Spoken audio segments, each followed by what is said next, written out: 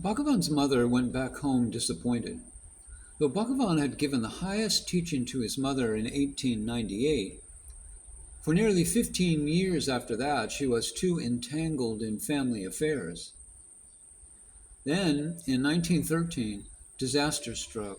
She lost all her close relatives except her youngest son and daughter, Bhagavan's younger brother and sister. Mother Azhagammal was immersed in sorrow. It seemed there would be no descendants. Bhagavan's elder brother had married, but had died at the age of 22, leaving his wife a childless teenage widow. Bhagavan was not married, and his married sister did not have any children. Bhagavan's younger brother, who was my grandfather, was married, but his wife, Mangalam, was childless. In 1913, Mother Azhagammal took her to Bhagavan in Virupaksha cave and begged him to bless his younger brother and wife with a son. The very next year, a child was born. In gratitude to Bhagavan, he was named Venkataraman. He was then the only descendant of Bhagavan's family. In 1914, while still in the clutches of family entanglements, Mother Azhagammal came to visit Bhagavan at Virupaksha cave. She came down with a raging fever. It was diagnosed as typhoid. Bhagavan pleaded with Arunachala, "O Arunachala, fire of wisdom, enfold my mother in your light and make her one with you." Needless to say, his mother was saved. This plea of Bhagavan is not for his mother alone, but for each one of us. When we take to self-inquiry, we too will be engulfed in the fire of wisdom of Arunachala. In 1916, Mangalam passed away, leaving her child, Venkataraman, my father, to be looked after by Bhagavan's sister. Bhagavan's mother, now fed up with the world, returned to Bhagavan to stay with him for good. It took 8 years for Bhagavan to make her spiritually mature. There are interesting stories on how he did this. For instance, being a Brahmin, she was steeped in orthodoxy, and Bhagavan had to release her from her prejudices. According to Brahmin orthodoxy, a Brahmin's clothes, kitchen, food, and personal items could only be washed or touched by Brahmins, else they were considered impure. If touched by a dog or a person from a lower caste, an Orthodox Brahmin had to have a purifying bath. Dogs touched Mother Azhagammal all the time because there were many at Skanda Ashram and Virupaksha cave. Consequently, she sometimes ended up bathing 10 times a day. Taking pity on her, a scholarly devotee, Ganapati Muni, told her, "According to the Hindu scriptures, if you touch a yoni, a realized soul, all pollution and sins drop from the body, and you need not bathe then." From then on, whenever Bhagavan saw his mother approaching, he would know why she was coming to him. After she touched him and went away, he would give a mischievous smile and say, "Some dog must have touched her." Brahmins would not even eat onions or garlic.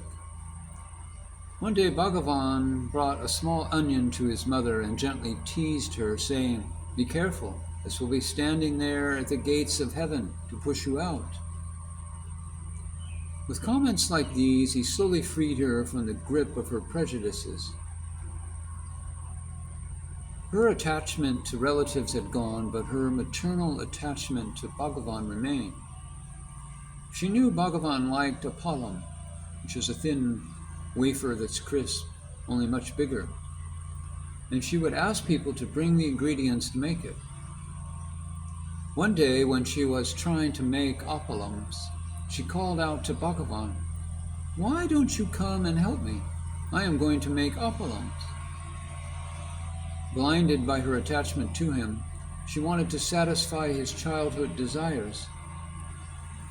Understanding this, Bhagavan replied, "You make your appalams inside the cave, and I will make my appalams outside."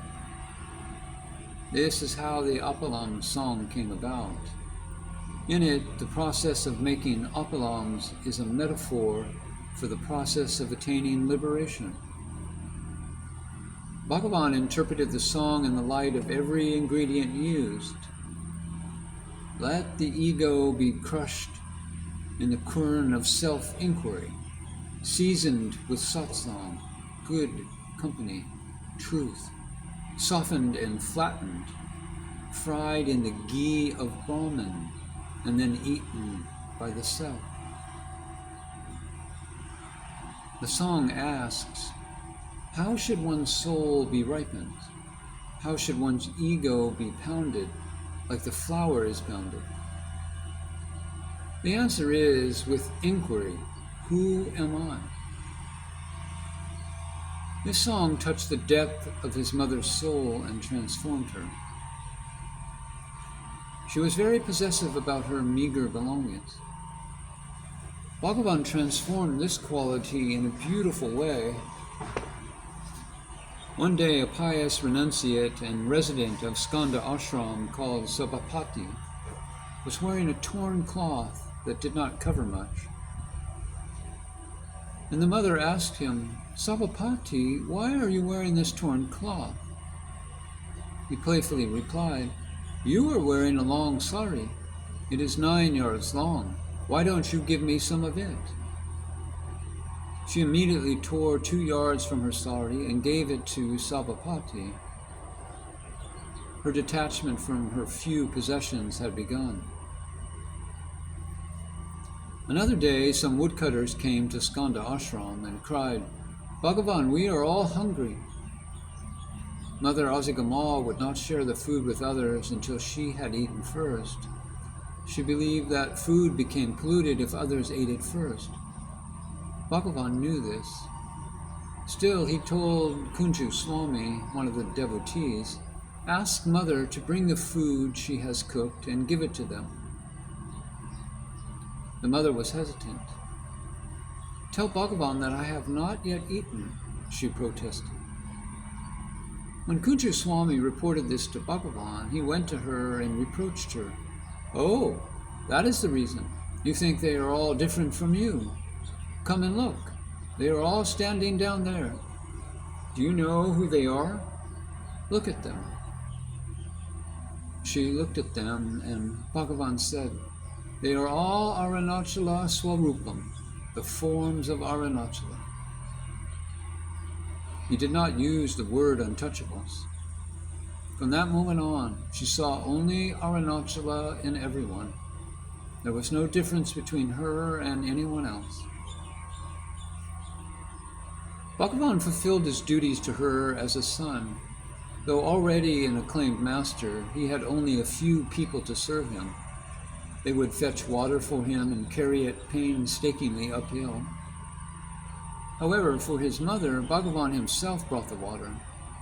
He would carry 2 big vessels filled to the brim, making her sit and pour water over her to bathe her. He also washed her clothes. While he attended to her physical needs and was affectionate to her, he could also be stern when he had an effect that needed to be changed in her character. Over 8 years, slowly but surely, he weaned her away from the limiting confines of narrow-minded orthodoxy, superstition, and social customs. However, despite being in the presence of a great master like Bhagavan, who with all filial affection had the intention to mature his mother, it took 8 years. The beauty of their relationship is that Bhagavan's mother surrendered to all and allowed the transformation to take place. The lesson for us here is that we should not get disappointed if we see no progress after a few years of sadhana. One day, Bhagavan's sister came and said, "Mother, you are not well. Come, I have a comfortable house." She refused, and turning to Bhagavan told him, "I want to die only in your arms. After my death, you may even throw away my body into some thorn bushes. It does not matter." Soon after this, she fell seriously ill. On the day of her passing away, from early in the morning, Bhagavan sat next to her with his left hand on her head and his right hand on the right side of her chest. He remained like that for nearly 8 hours. The devotees who had gathered there knew that her end had come. They observed the beauty and sanctity of a son elevating his mother's soul to the infinite. Kunchu Swami, who was present later, said that the devotees observing this felt it was a physical demonstration of the soul's journey to the Absolute. It was like heat and light spreading from a flame. When he was sure that the soul and mind had merged in the self, Bhagavan took his hands off and then said, "When the soul merges with the self and is completely annihilated, a soft ring like that of a bell can be felt." It was a common practice that after witnessing a death, all those present must bathe.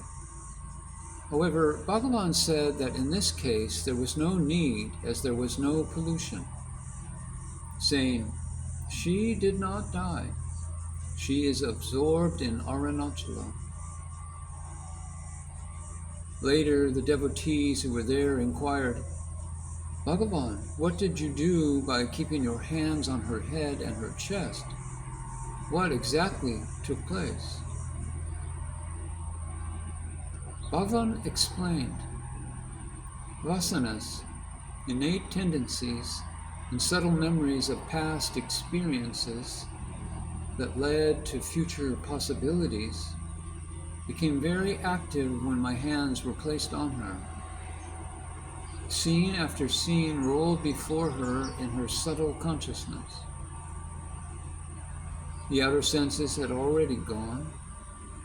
The soul was passing through a series of experiences, thus avoiding the need for rebirth and making possible the union of the mind with the self or the heart. The soul was at last disrobed of all subtleties before it reached its final destination, which is the supreme peace of liberation, from which there is no return to ignorance. What is the precept that Bhagavan laid down before us through Mother's example? When asked what the essence of his teaching was, Bhagavan would reply, "Either ask, 'Who am I?' or surrender. They are two sides of the same coin." Bhagavan clearly demonstrated the nuances of "Who am I?" in the lives of many devotees. However, through the example of his mother, he taught the aspect of surrender, for his mother had surrendered completely. Mother's example also shows us what happens when one immerses in self-inquiry and reaches a state of silence. An experience like the one during Mother's death takes place, which is that innate tendencies and subtle memories of past experiences, the vasanas, leading to future possibilities, become very active. When one is immersed in self-inquiry and silence, this begins to happen. At this point, one is tempted to give up and say, "I am not able to proceed," because scene after scene rolled before her in the subtle consciousness. The outer senses had already gone. When one inquires deeply, the inner doors open, and that is the soul was passing through a series of experiences thus avoiding the need for rebirth and making possible the union of the mind with the self or the heart. When one progresses in self-inquiry, there is a struggle for the mind to merge with the heart. The guidance and the grace of the Guru are very essential to push and pull the mind into the heart. Once the soul was disrobed of all subtleties, it reached the final destination, the supreme peace of liberation, from which there is no return to ignorance. This teaching is a clear example of the imminent experience that awaits us all. Mother Azhagammal has shown us the way. Have complete faith. Either take up the path of self-inquiry or surrender to the higher power. In both cases, Bhagavan has said, ego has no place. And when there is no ego, neither I nor mine, that which rules is only Arunachala. As Bhagavan has said, Arunachala is the heart, the self, the I am. Reaching Arunachala is not in space or in time. It is constantly here and now. It is not going to enter your heart. It is already your heart. It is your very heart. You only have to turn your attention to it.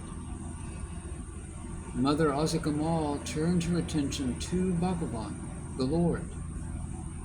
Bhagavan once said, the purpose of the outer guru is to give a push, and that of the inner guru is to pull.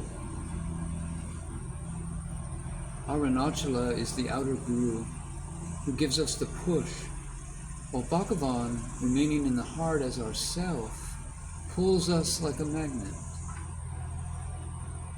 So what is our role? We just have to submit. Wherever we are, we should live in our heart. Sacredness means that we should go into silence. Wherever and whenever we are in silence, we are in sacredness. And that sacredness is Arunachala, the self. Arunachala is not a Hindu god.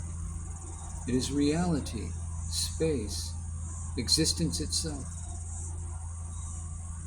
Since we have identified ourselves with our bodies and thus have limited ourselves, Arunachala has come to remind us, there is no you. There is only I am.